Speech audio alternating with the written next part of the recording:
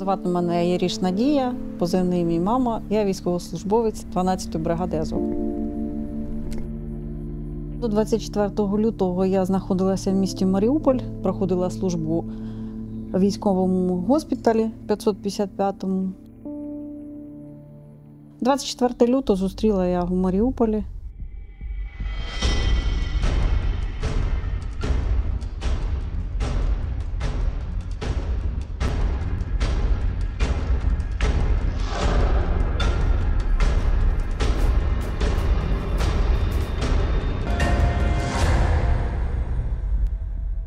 Потоки хворих, поранених, важко поранених дуже були великі. Деякі пацієнти поступали до нас, але ми намагалися їх якомога швидше евакуювати. І от уже 26 числа вже майже неможливо було здійснювати евакуацію на територію Дніпра або Запоріжжя. То я підійшла до свого командира і попросила в нього, що буду здійснювати евакуацію, супроводжувати важкопоранену. На що командир сказав: так, ти мене влаштовуєш, сідай, їдь. Я на той момент вважала, що залишатися на території госпіталя – це безпечніше, ніж їхати. Я тоді так подумала. Я вже пожила доволі. Решта в мене, мої медсестри, там всі хлопчики, дівчатка молоді. По дорозі ми вже зустрічали спалені автівки. І дуже хвилювалася я за свою пацієнтку, щоб її довести. Так я опинилася в місті Дніпрі, там в госпіталі, чекала наказу командира на повернення назад. На що він мені категорично сказав, що ні, сиди там. Але я вирішила, я все одно повернуся туди. Там залишилися усі мої підлеглі, усі мої друзі, всі мої, з якими я прослужила із 17-го року. Я взагалі себе відчувала дезертиром, який просто туди втік. Я ходила до начмеда, я ходила до начальника Дніпровського військового госпіталя. Я просилася, щоб мене повернули туди, на що мені категорично сказали, що я дурна. Але ця думка мене не відпускала до того моменту, поки командир Дніпровського госпіталя не зібрав весь персонал Маріупольського госпіталя, який на той момент зміг виїхати до Дніпра, добратися, і запитав, хто бажає повернутися назад, допомогти своїм колегам. На мій великий подив підняла тільки руку я одна. І в той же вечір мені сказали, що командир хоче мене бачити. Я прийшла, в холі ждали ще 2 лікаря, хірурга і 2 лікаря-анестезіолога. Нам сказали чекати наказ, коли нам скажуть, що ми вилітаємо. І от 31 березня поступив наказ. В 2 години ночі ми зібралися і поїхали в аеропорт. Я дуже боялася. Мене взагалі нудить на будь-якому виді транспорту. Я розуміла, що гелікоптер – це буде просто жесть для мене. Тому я собі наколола все, що тільки могла від нудоти. Прийняла одне положення перед ілюмінатором і сиділа всю дорогу з великими очима. Я взагалі ні про що не думала. Ні про те, що там нас можуть збити, ні про те, що ми там падемо, або ще, взагалі ні про що. Єдина в мене думка була, аби не заблювати хлопців.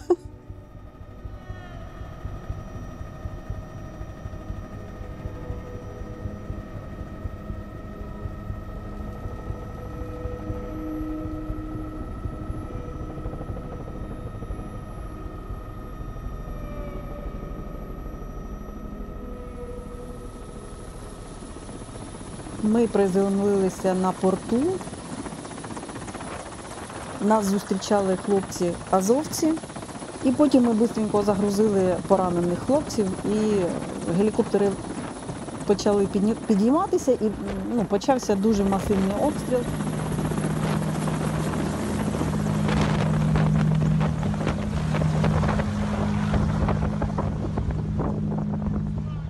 На цю всю операцію, яку ми проробили, пішло приблизно десь 7 хвилин. Перше моє враження, коли я спустилася, я розуміла, що там дуже багато поранених. Я розуміла, що це буде неприємний запах, що це буде угнітаюча атмосфера. Але коли я туди спустилася, на мій подив, це було зовсім по-іншому. Це лежали хлопці, які шуткували між собою, і все було чисто. Там ходила велика собака така, хлопці з нею гралися. На железяці ми знаходилися до 15 квітня самі, а 15 квітня був прорив з лівого берега на правий, де дуже багато було втрачено. Там було дуже багато бункерів, але медслужба Азову прибула в наш бункер, і так вони в нас і залишилися. Вони нам дуже допомагали і з перев'язками, і з організацією всього.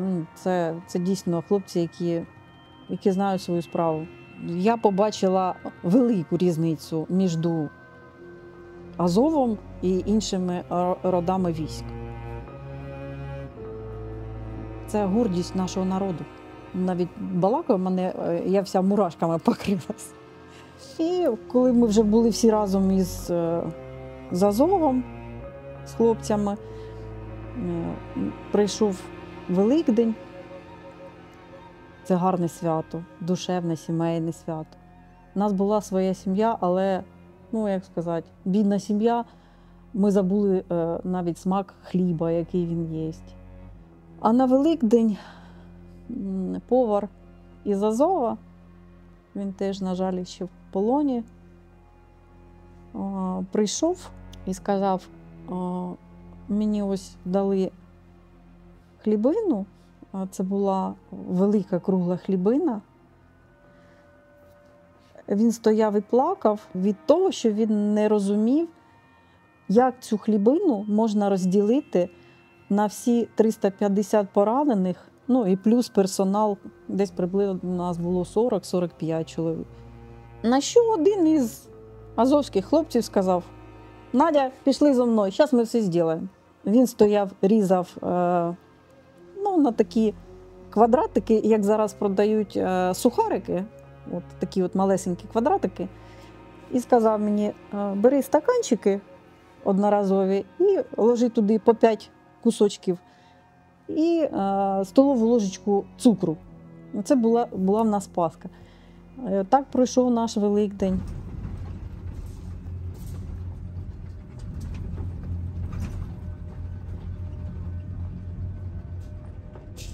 Розмова про те, щоб здаватися в полон, хлопці вели давно ще, але як азовці сказали, що ми здаватися не будемо, я сказала: я теж з вами.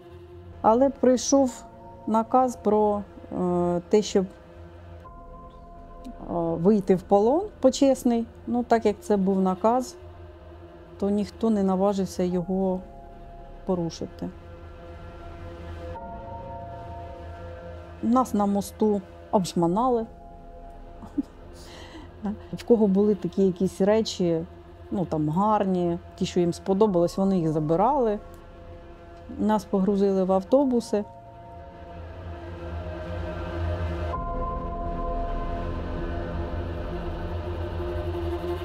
Так і потрапила в Оленівську колонію, Волноваська виправна колонія 120.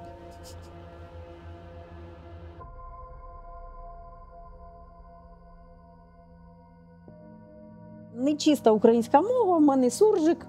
Я ним звикла розмовляти завжди, тому я і там розмовляла на суржику, але намагалася говорити на чистій українській мові, на що мені на всіх допитах говорили: «Розмовляй на русском язикі». Я говорила: я не розумію вашу мову. Мене переселили в 6-ту камеру. 6-та камера – це була камера для покарання. Ця камера для 2 полонених. Але нас там знаходилося 10 дівчат. В карцері я пробула 41 день. Потім нас перевели в 3-ю камеру, де жили дівчата, які працювали на пікарні. Ну, а через певний час ми також почали ходити на пекарню, пекти хліб для нас, для наших хлопців. Ми розуміли, що кожен із них отримає цей кусочок і хоч трішечки втамує цей голод, який переслідував у нас усіх. Там таке відчуття голоду, коли ти от поїв, а ти голодний, як взагалі не їв нічого. В ніч, коли був той страшний теракт, ми були ще в камері. Ну, ми звикли, що по периметру колонії вони розташовували різну зброю, різну всяческу. І там і танки були, і піони, і що хочеш. Ми чули, що вони стріляють десь недалеко, біля наших стін, прикриваючись нами, тому що розуміли, що наші війська не будуть стріляти в цю сторону, тому що всі знали, хто знаходиться на території Оленівської колонії. Ну і той вечір теж пролунав один вибух, потім пролунав другий вибух, і ми почули просто неймовірні крики. Ми чули автоматні черги. Це було дуже, дуже страшно. І от із 11 часов ночі до 6 ранку вони взагалі поранених звідти не вивозили. Тупо дивилися і не надавали їм допомогу.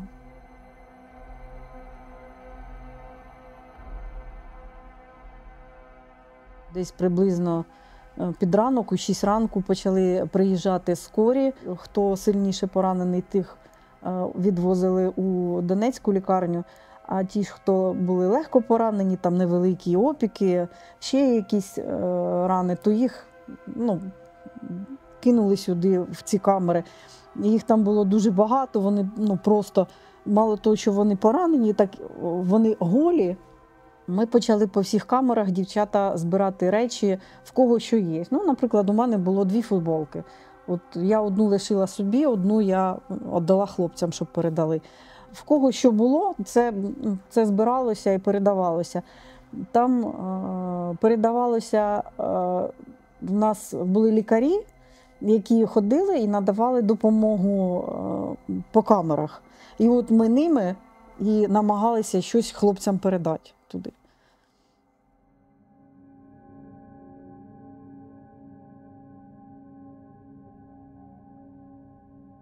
Трималися на вірі того, що нас звільнять. Так як лінія фронту від колонії проходила недалеко, десь приблизно кілометрів 10, здається, то ми сподівалися, що наші прорвуться, нас спасуть. В общем, як в голлівудських фільмах це буде. Хтось намагався, я не скажу, що давав, намагався дати якусь слабиночку, десь там сумував за дітьми, десь сумували за рідними. Ми це намагалися зупинити словами. Ми не дамо, щоб вони бачили, що ми страждаємо тут.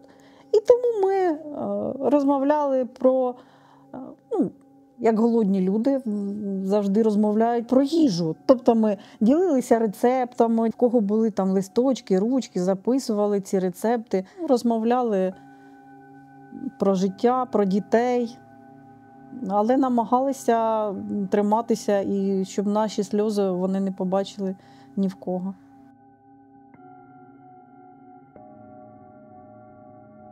Десь на початку жовтня майже всіх з території колонії вивезли, в тому числі і дівчат військовополонених.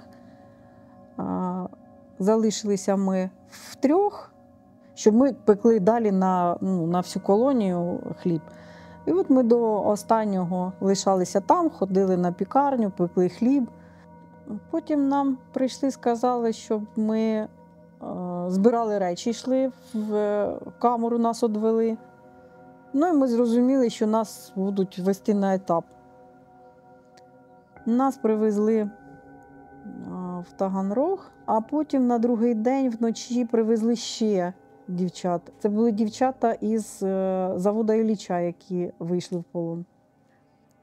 17 жовтня відкрилася кормушка в камеру і назвали 3 прізвища цих дівчат, яких до нас поселили.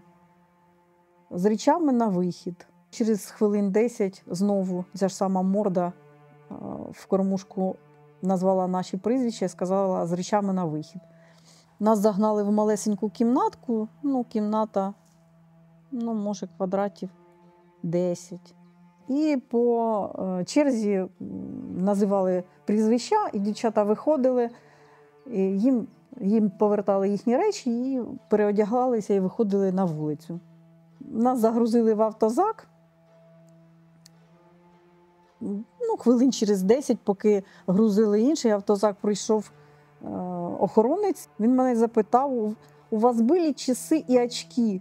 Кажу, так. Це був цей годинник, який мені подарувала в камері Ніна Миколаївна Колосінська, наша велика анестезіолог. Це лікар від Бога просто. Я не знала, куди нас везуть, а дівчата по гулу мотора самоліта, вони поняли, що нас везуть, привезли на аеропорт кудись. А перед цим був обмін, де міняли пташку, і ми дізналися, що її міняли із Білорусі. Тобто дівчата говорили, що коли етап, то десь приблизно до 2 годин перельот. А якщо більше, то це, пташку перевозили більше, ніж 2 години. Я думаю, так. Якщо більше 2 годин, то значить це нас на обмін. Якщо це 2 години, то значить нас на слідуючий етап. І приземлилися ми рівно через 2 години. І я розуміла, що це наступний етап. Потім загрузили нас на 3 КАМАЗа тинтованих. І по дорозі, коли ми їхали, одна дівчинка побачила в щілину тента дорожній знак з надписом населеного пункту. І вона сказала: дівчата, ми І десь по дорозі, в якомусь населеному пункті, ми побачили український прапор. Плакали всі. Потім з'явилися автобуси, з'явилися військові в українській військовій формі. Ми вже зрозуміли, що ми приїхали додому.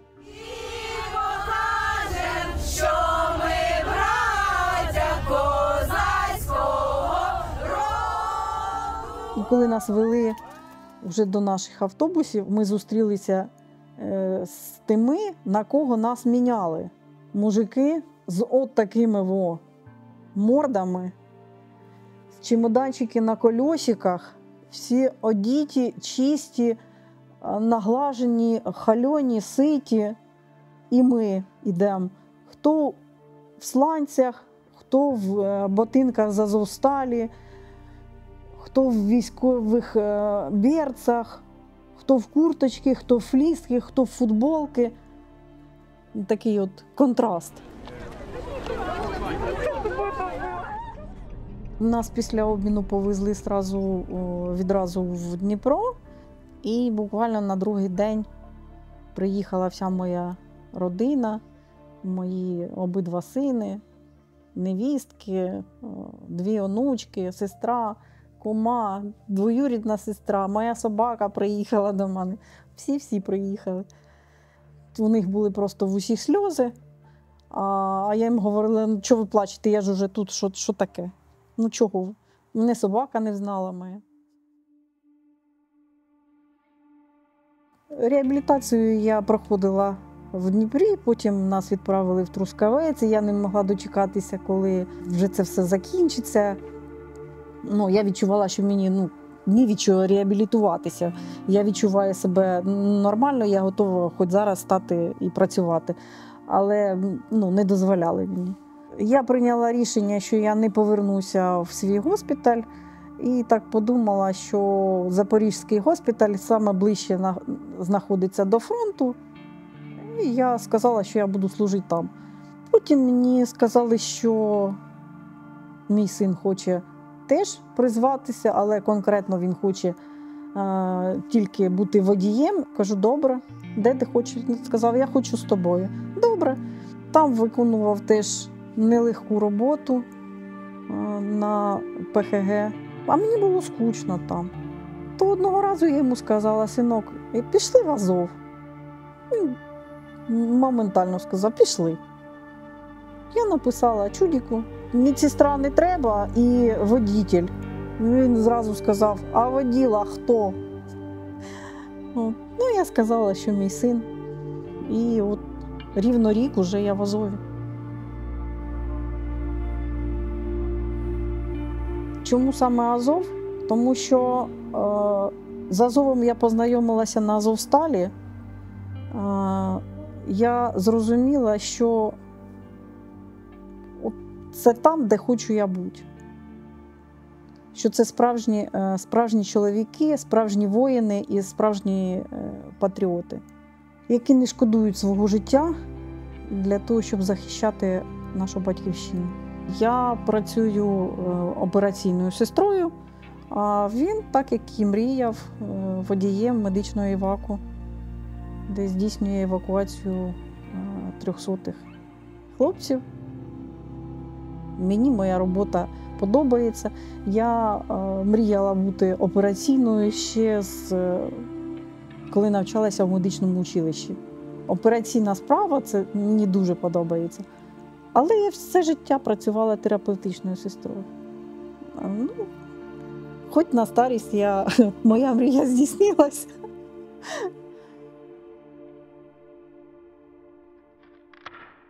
Аби довелося мені пройти цей шлях по-новому, я б його пройшла так же з гідністю, як я його пройшла.